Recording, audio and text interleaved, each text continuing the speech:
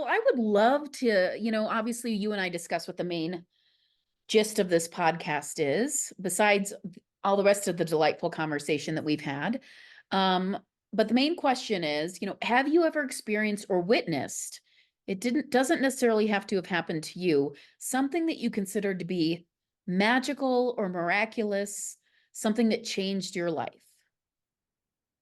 Kirsten, that's a great question. I think that probably the most magical thing, miraculous thing that I can say, or one of them. I've had a few, but one of them is being able to see and have a vision of my father after had passed away.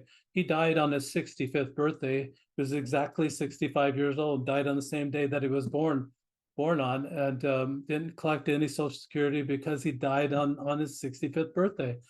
And so I wondered about that, and I just still had a few feelings, but I tried to overcome a lot of those feelings.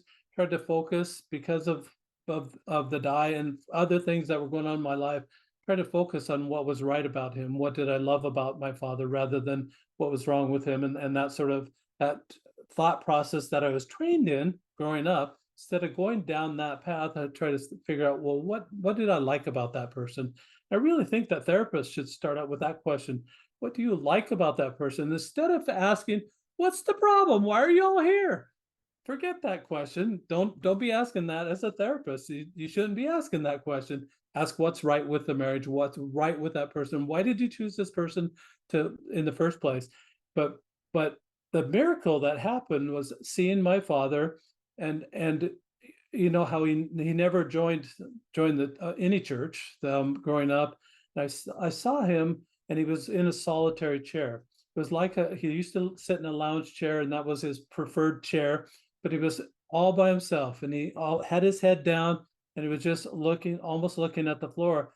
There were nobody around him, and he was alone. And it's just that solitary confinement was something that almost he chose that through his life by separating the family. And maybe that's not the message that he was sending, but it seemed like the message that I was receiving when I saw him doing that. And every time I saw him, I saw him twice like that.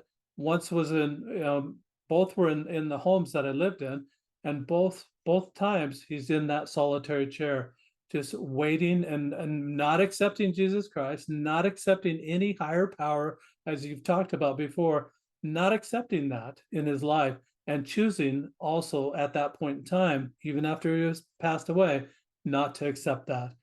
He was all alone. And it was just a stark reminder to me that we are interdependent. We need each other.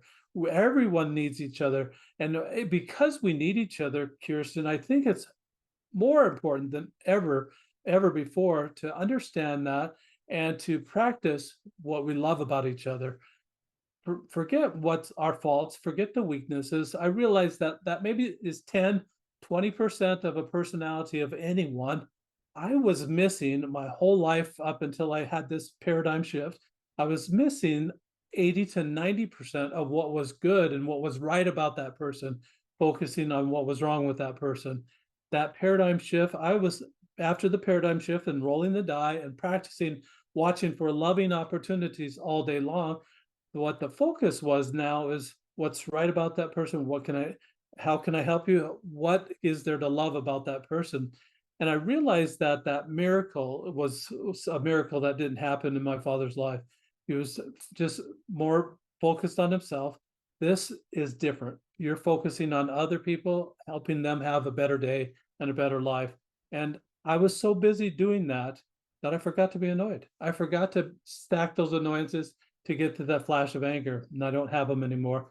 I'm stacking those kindnesses on top of kindness to get the higher laws of love.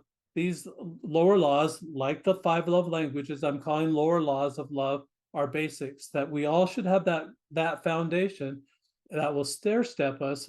Stacking those will stair step us to the higher laws like charity or compassion or forgiveness or mercy or intimacy or trust.